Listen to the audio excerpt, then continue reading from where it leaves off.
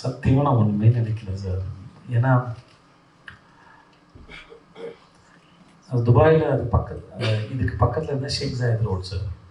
அது நான் பேப்பர் போட்டிருக்கேன் சார். நாங்கள் வந்து பார்ட் டைம் ஜாப் வந்து துபாயில் நாட் அலவுட் சார். பத்தாக்கா வந்து செக் பண்ணுவாங்க சார். ஃபஸ்ட் டே போகும்போது பத்தாக்கா வந்து இல்லாமல் பிடிச்சிட்டாங்க.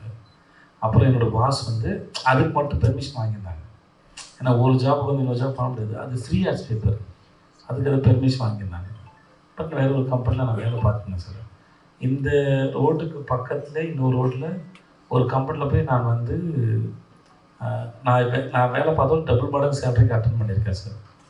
அதே ரோட்டில் ஒரு கம்பெனிக்கு 1 லட்ச ரூபா சேலரிக்கு அப்ளை பண்ணி நான் அட்டன் பண்ணியிருக்கேன் சார். ஒரு அந்த வேலை கிடச்சி அங்கே தான் சார் இருந்திருப்பேன்.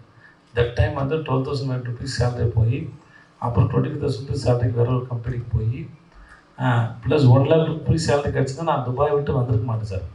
இப்போ நான் துபாயில் இந்த மாதிரி படத்தை நித்தில ஒருத்தர் எடுத்திருப்பான், வேறு யாரோ நடிச்சிருப்பாங்க, நான் அங்கே பார்த்துருப்பேன் சார். நான் இவ்வளோ அதுக்குள்ளே நடந்திருக்கும். ஸோ லைஃப்பை பொறுத்த வரைக்கும் ஒரு விஷயத்தை பண்ணுறதுக்கு அது நம்ம தான் இருக்கணும்னு அவசியம் இல்லை. அந்த லைஃப் யாரோ ஒருத்தர் சூஸ் பண்ணுது, அவங்க அந்த ஃப்ரீக்குவன்சியில் இருந்தால் அவங்களுக்கு அது கிடைக்குதுன்னு நான் நினைக்கிறேன். ஓகே, ஏதோ வகையில் என்னை அதை சூஸ் பண்ணியிருக்கு, அதனால் எனக்கு இது நடக்குதுன்னு. ஸோ நான் இதுக்குமே நான் ரெஸ்பான்சிபிளாக எடுத்துக்கவே மாட்டேன்னு சொல்லி சொன்னேன்.